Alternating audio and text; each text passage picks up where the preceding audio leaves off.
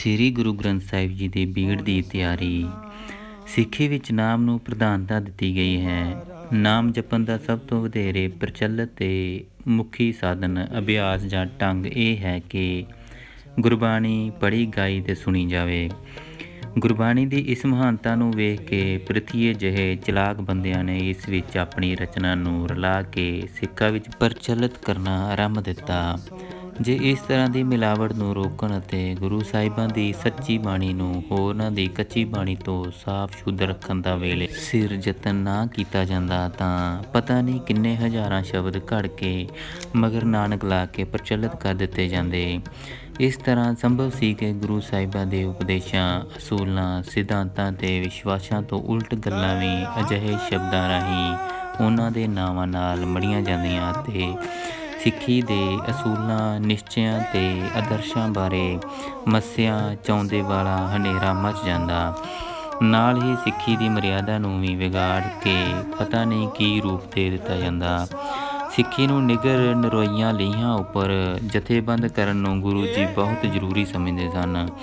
ਇਸ ਮਨੋਰਥ ਦੀ ਪੂਰਤੀ ਲਈ ਜ਼ਰੂਰੀ ਸੀ ਕਿ ਸਭ ਦਾ ਧਾਰਮਿਕ ਅਸੂਲ, ਨਿਸ਼ਚੇ ਤੇ ਮਰਿਆਦਾ ਇੱਕ ਤੇ ਇਕਸਾਰ ਹੋਣਾ। ਗੱਲ ਕੀ ਇਹ ਜ਼ਰੂਰੀ ਸੀ ਕਿ ਗੁਰਬਾਣੀ ਨੂੰ ਅਸਲੀ ਤੇ ਸ਼ੁੱਧ ਰੂਪ ਵਿੱਚ ਇਕੱਠਾ ਕੀਤਾ ਜਾਵੇ ਤਾਂ ਜੋ ਸਿੱਖ ਇਸ ਦੇ ਪਾਠ ਤੋਂ ਗੁਰ ਉਪਦੇਸ਼ ਅਸਲੀ ਰੂਪ ਵਿੱਚ ਗ੍ਰਹਿਣ ਕਰ ਸਕਣ। ਸਾਰੇ ਸਿੱਖ ਜਗਤ ਦੇ ਨਿਸ਼ਚੇ, ਵਿਸ਼ਵਾਸ ਇੱਕੇ ਕੇਂਦਰ ਨਾਲ ਜੁੜ ਜਾਣ, ਕੌਮ ਵਿੱਚ ਏਕਤਾ ਬਣੀ ਬੱਝੀ ਰਹੇ ਅਤੇ ਇਸ ਵਿੱਚ ਧਰਮ ਸੰਬੰਧੀ ਕਿਸੇ ਪ੍ਰਕਾਰ ਦੇ ਮਤਭੇਦ, ਝਗੜੇ ਜਾਂ ਜਾਤ ਪਾਤ ਦੀ ਗੁੰਜਾਇਸ਼ ਨਾ ਰਹੇ। ਇਸ ਕਰਕੇ ਸ੍ਰੀ ਗੁਰੂ ਅਰਜਨ ਦੇਵ ਜੀ ਨੇ ਪਹਿਲੇ ਚੌਂ ਗੁਰੂ ਸਾਹਿਬਾਂ ਦੀ ਬਾਣੀ ਇਕੱਠੀ ਕਰਕੇ ਅਤੇ ਨਾਲ ਆਪਣੀ ਰਚੀ ਬਾਣੀ ਸ਼ਾਮਲ ਕਰਕੇ ਸ੍ਰੀ ਗੁਰੂ ਗ੍ਰੰਥ ਸਾਹਿਬ ਜੀ ਦੇ ਬੀੜ ਤਿਆਰ ਕਰਨ ਦਾ ਕੰਮ ਆਰੰਭਿਆ। ਸਿੱਖ ਪੰਥ ਦੀ ਜਥੇਬੰਦੀ, ਏਕਤਾ, ਕੌਮੀ ਜੀਵਨ ਅਤੇ ਗੁਰਸਿੱਖੀ ਦੇ ਪ੍ਰਚਾਰ ਦੀ ਉੱਨਤੀ ਵਾਸਤੇ ਇਹ ਕਾਰਜ ਅਤੀ ਜ਼ਰੂਰੀ ਸੀ। ਪਹਿਲੇ ਸਤਿਗੁਰੂ ਜੀ ਦੀ ਬਾਣੀ ਉਹਨਾਂ ਨੇ ਆਪ ਵੀ ਅਤੇ ਭਾਈ ਸਨਮੁਖ ਆਦਿ ਸਿੱਖਾਂ ਨੇ ਵੀ ਲਿਖੀ ਸੀ। ਕੁਝ ਬਾਣੀ ਦੂਜੀ ਪਾਤਸ਼ਾਹੀ ਨੇ ਭਾਈ ਪੈੜੇ ਮੋਖੇ ਪਾਸੋਂ ਲਿਖਵਾਈ ਸੀ। ਤੀਜੇ ਪਾਤਸ਼ਾਹ ਦੇ ਸਮੇਂ ਆਪ ਜੀ ਦੇ ਪੋਤਰੇ ਤੇ ਬਾਬਾ ਮੋਹਨ ਜੀ ਦੇ ਸਪੁੱਤਰ ਸ਼੍ਰੀ ਸਹੰਸ ਰਾਮ ਜੀ ਨੇ ਚੌਖੀ ਬਾਣੀ ਲਿਖੀ, ਜੋ ਸੈਂਚੀਆਂ ਦੇ ਰੂਪ ਵਿੱਚ ਬਾਬਾ ਮੋਹਨ ਜੀ ਪਾਸ ਗੋਇੰਦਵਾਲ ਵਿੱਚ ਸੀ। ਹੋਰ ਵੀ ਕਈ ਥਾਈਂ ਗੁਰਸਿੱਖਾਂ ਪਾਸ ਕੁਝ ਨਾ ਕੁਝ ਬਾਣੀ ਲਿਖਤੀ ਰੂਪ ਵਿੱਚ ਜਾਂ ਜ਼ੁਬਾਨੀ ਯਾਦ ਹੋ ਸਕਦੀ ਸੀ। ਇਸ ਵਾਸਤੇ ਪਹਿਲਾ ਕੰਮ ਇਹ ਸੀ ਕਿ ਜਿੱਥੋਂ ਕਿਤਿਓਂ ਹੋ ਸਕੇ ਗੁਰਬਾਣੀ ਇਕੱਠੀ ਕੀਤੀ ਜਾਵੇ। ਉਸ ਮਗਰੋਂ ਸਾਰੀ ਬਾਣੀ ਨੂੰ ਤਰਤੀਬ ਸਿਰ ਕਰਨਾ ਸੀ ਤੇ ਉਸ ਨੂੰ ਠੀਕ ਤਰ੍ਹਾਂ ਸੋਧ ਕੇ ਲਿਖਣਾ ਲਿਖਾਉਣਾ ਸੀ। ਇਹ ਕੰਮ ਬੜਾ ਵੱਡਾ ਸੀ। ਇਹ ਵਰ੍ਹਿਆਂ ਬੱਧੀ ਕਰਨ ਵਾਲਾ ਸੀ। ਇਤਿਹਾਸ ਵਿੱਚੋਂ ਉਗਾਹੀ ਮਿਲਦੀ ਹੈ ਕਿ ਇਹ ਕਾਰਜ ਸੰਮਤ 1655 ਵਿੱਚ ਚਾਲੂ ਹੋ ਚੁੱਕਿਆ ਸੀ। ਪ੍ਰਿਥੀਏ ਜਿਹੇ ਗੁਰੂ ਘਰ ਦੇ ਦੋਖੀਆਂ ਨੇ ਇਸ ਮਹਾਨ ਉੱਤਮ ਕਾਰਜ ਵਿੱਚ ਵੀ ਵਿਘਨ ਪਾਉਣ ਦਾ ਯਤਨ ਕੀਤਾ। ਉਹਨਾਂ ਨੇ ਅਕਬਰ ਨੂੰ ਸਿੱਖਿਆ ਸਿਖਾਇਆ ਕਿ ਗੁਰੂ ਅਰਜਨ ਦੇਵ ਜੀ ਇੱਕ ਅਜਿਹਾ ਗ੍ਰੰਥ ਤਿਆਰ ਕਰਨ ਲੱਗੇ ਹਨ ਜਿਸ ਵਿੱਚ ਦੀਨ ਇਸਲਾਮ, ਹਜ਼ਰਤ ਮੁਹੰਮਦ ਅਤੇ ਹਿੰਦੂ ਅਵਤਾਰਾਂ ਦੇ ਵਿਰੁੱਧ ਗੱਲਾਂ ਲਿਖੀਆਂ ਜਾਣੀਆਂ ਹਨ।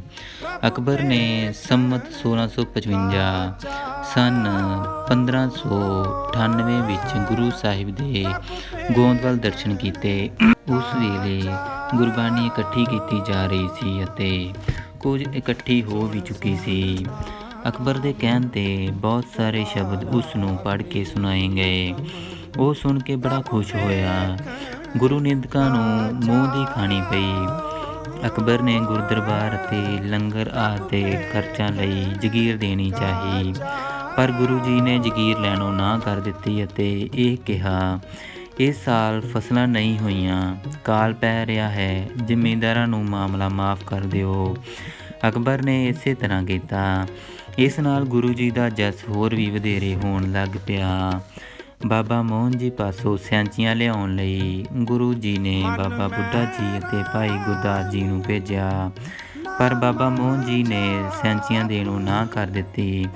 ਫਿਰ ਗੁਰੂ ਜੀ ਆਪ ਨੰਗੇ ਚਰਨੀ ਸੰਗਤਾਂ ਸਮੇਤ ਗੋਇੰਦਵਾਲ ਪੁੱਜੇ। ਜਿਸ ਚੁਬਾਰੇ ਵਿੱਚ ਮੋਹਨ ਜੀ ਰਹਿੰਦੇ ਸਨ ਉਹਨਾਂ ਦੇ ਪਾਸ ਜਾਂ ਖੜੋਤੇ। ਬਾਬਾ ਜੀ ਉਸ ਵੇਲੇ ਸਮਾਧੀ ਵਿੱਚ ਲੀਨ ਸਨ। ਗੁਰੂ ਜੀ ਨੇ ਸਰੰਦਾ ਸ਼ੁਰੂ ਕੀਤਾ ਅਤੇ ਉੱਚੀ ਅਤੇ ਮਿੱਠੀ ਸੁਰ ਤੇ ਲੈਅ ਵਿੱਚ ਗੌੜੀ ਰਾਗ ਵਿੱਚ ਇੱਕ ਸ਼ਬਦ ਗਾਇਨ ਕੀਤਾ। ਇਸ ਵਿੱਚ ਆਪ ਨੇ ਬਾਬਾ ਮੋਹਨ ਜੀ ਅਤੇ ਉਹਨਾਂ ਦਾ ਤੇ ਆਪਣੇ ਪਿਆਰੇ ਮੋਹਨ ਕਰਤਾਰ ਦੀ ਉਪਮਾ ਕੀਤੀ ਅਤੇ ਉਹਨਾਂ ਨੂੰ ਆਵਾਜ਼ਾਂ ਮਾਰੀਆਂ। ਉਸ ਸ਼ਬਦ ਦਾ ਪਹਿਲਾ ਪਦ ਇਹ ਹੈ: ਮੋਹਨ ਤੇਰੇ ਊਚੇ ਮੰਦਰ ਮਹਿਲ ਅਪਾਰਾ, ਮੋਹਨ ਤੇਰੇ ਸੋਹਣ ਦੁਆਰ ਜੀਓ ਸੰਤ ਧਰਮਸ਼ਾਲਾ, ਧਰਮਸਾਲ ਅਪਾਰ ਦਿਆਰ ਠਾਕੁਰ ਸਦਾ ਕੀਰਤਨ ਗਾਵੇ, ਜੈ ਸਾਧ ਸੰਤ ਇਕੱਤਰ ਹੋਵੇ ਤਹਾਂ ਤੁਝੇ ਧਿਆਵੇ, ਕਰ ਦਿਆ ਮਇਆ ਦਿਆਲ ਸੁਆਮੀ ਹੋ ਦੀਨ ਕਿਰਪਾਰਾ, ਬਿਨਵੰਤ ਨਾਨਕ ਦਰਸ ਪਿਆਸੇ ਮਿਲ ਦਰਸ਼ਨ ਸੁਖ ਸਾਰਾ। ਬਾਬਾ ਮੋਹਨ ਜੀ ਦੀ ਸਮਾਧੀ ਖੁੱਲ੍ਹ ਗਈ। ਪਹਿਲਾਂ ਤਾਂ ਉਹ ਗੁੱਸੇ ਜਿਹੇ ਹੋ ਕੇ ਬੋਲੇ ਕਿ ਅੱਗੇ ਪਿਤਾ ਜੀ ਪਾਸੋਂ ਸਾਡੀ ਵਸਤ ਗੁਰਤਾ ਲੈ ਗਏ ਹੋ, ਹੁਣ ਬਾਣੀ ਵੀ ਲੈਣ ਆ ਗਏ ਹੋ। ਗੁਰੂ ਜੀ ਨੇ ਸ਼ਬਦ ਦੇ 2 ਹੋਰ ਪਦ ਜਾਂ ਅੰਕ ਗਾਇਨ ਕੀਤੇ। ਮੋਹਨ ਜੀ ਦਾ ਦਿਲ ਮੋਮ ਹੋ ਗਿਆ। ਉਹ ਚੁਬਾਰੇ ਵਿੱਚੋਂ ਉਤਰ ਕੇ ਗੁਰੂ ਜੀ ਪਾਸ ਆਏ ਅਤੇ ਦਰਸ਼ਨ ਕਰਦਿਆਂ ਹੀ ਮੋਹਿਤ ਹੋ ਗਏ। ਉਹਨਾਂ ਨੇ ਸੈਂਚੀਆਂ ਗੁਰੂ ਜੀ ਦੇ ਹਵਾਲੇ ਕਰ ਦਿੱਤੀਆਂ। ਇਸ 'ਤੇ ਗੁਰੂ ਜੀ ਨੇ ਸ਼ਬਦ ਦਾ ਚੌਥਾ ਅੰਕ ਜਾਂ ਪਦ ਗਾਇਨ ਕੀਤਾ। ਸੈਂਚੀਆਂ ਪਾਲਕੀ ਵਿੱਚ ਰੱਖ ਕੇ ਬੜੇ ਸਤਿਕਾਰ ਨਾਲ ਅੰਮ੍ਰਿਤਸਰ ਲਿਜਾਈਆਂ ਗਈਆਂ। ਗੁਰੂ ਸਾਹਿਬ ਦੀ ਬਾਣੀ ਇਕੱਤਰ ਕਰਨ ਦੇ ਨਾਲ ਨਾਲ ਗੁਰੂ ਜੀ ਨੇ ਭਗਤਾਂ ਦੀ ਬਾਣੀ ਵੀ ਇਕੱਠੀ ਕਰਨੀ ਆਰੰਭੀ। ਭਗਤਾਂ ਦੀ ਬਾਣੀ ਜੋ ਵੀ ਪੰਜਾਬ ਜਾਂ ਬਾਹਰੋਂ ਮਿਲ ਸਕੀ ਉਹ ਸਭ ਇਕੱਠੀ ਕੀਤੀ। ਜੋ ਭਗਤ ਬਾਣੀ ਉਹਨਾਂ ਭਗਤਾਂ ਦੇ ਪ੍ਰੇਮੀਆਂ ਨੂੰ ਯਾਦ ਸੀ ਉਹ ਵੀ ਸੁਣੀ। ਇਸ ਬਾਣੀ ਵਿੱਚੋਂ ਚੋਣ ਕਰਕੇ ਗੁਰੂ ਜੀ ਨੇ 15 ਭਗਤਾਂ ਦੀ 14ਵੀਂ ਬਾਣੀ ਵੀ ਸ੍ਰੀ ਗੁਰੂ ਗ੍ਰੰਥ ਸਾਹਿਬ ਵਿੱਚ ਚਾੜ੍ਹਨ ਲਈ ਪ੍ਰਵਾਨ ਕੀਤੀ। ਇਹਨਾਂ ਭਗਤਾਂ ਵਿੱਚੋਂ ਬਹੁਤੇ ਅਖੌਤੀ, ਨੀਵੀਆਂ ਤੇ ਅਛੂਤ ਜਾਤਾਂ ਦੇ ਸਨ ਅਤੇ ਘੱਟੋ ਘੱਟ 4 ਫਰੀਦ, ਭੀਖਨ, ਸੱਤਾ ਤੇ ਬਲਵੰਡ ਮੁਸਲਮਾਨ ਸਨ। ਇਸ ਤਰ੍ਹਾਂ ਕਰਕੇ ਗੁਰੂ ਜੀ ਨੇ ਇਸ ਗੱਲ ਦਾ ਸਬੂਤ ਦਿੱਤਾ ਕਿ ਆਤਮਿਕ ਗਿਆਨ ਕੇਵਲ ਖਾਸ ਜਾਤਾਂ, ਉੱਚੀਆਂ ਜਾਤਾਂ ਲਈ ਹੀ ਮਖਸੂਸ ਵਿਸ਼ੇਸ਼ ਨਹੀਂ, ਇਹ ਸਗੋਂ ਊਚ ਨੀਚ ਸਾਰੇ ਇਨਸਾਨਾਂ ਦੇ ਹਿਰਦਿਆਂ ਵਿੱਚ ਪ੍ਰਕਾਸ਼ ਕਰ ਸਕਦਾ ਹੈ। ਆਪ ਨੇ ਇਸ ਤਰ੍ਹਾਂ ਊਚ ਨੀਚ ਤੇ ਜਾਤ ਪਾਤ ਦੀ ਬਿਮਾਰੀ ਨੂੰ ਜੜ੍ਹੋਂ ਵੱਢਿਆ ਅਤੇ ਹਿੰਦੂਆਂ ਤੇ ਮੁਸਲਮਾਨਾਂ ਦਾ ਭੇਦ ਮਿਟਾਇਆ।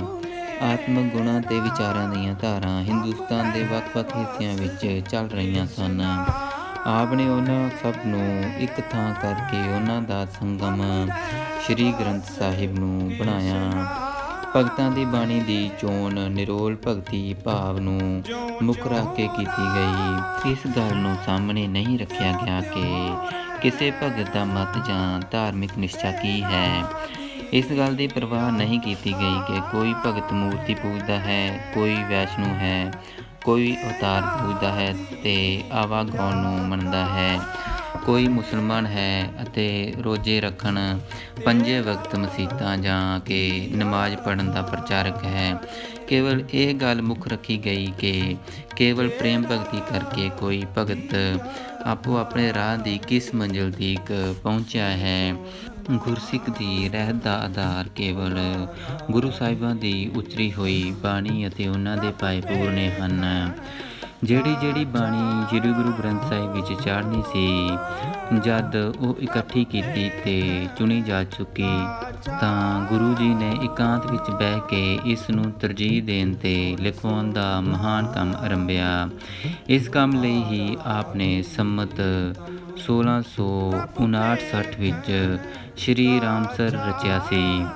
ਇਸ ਦੇ ਕਿਨਾਰੇ ਇਹ ਕਾਰਜ ਸੰਮਤ 1660 ਵਿੱਚ ਆਰੰਭਿਆ ਗਿਆ ਅਤੇ ਸੰਮਤ 1661 ਵਿੱਚ ਸੰਪੂਰਨ ਹੋਇਆ।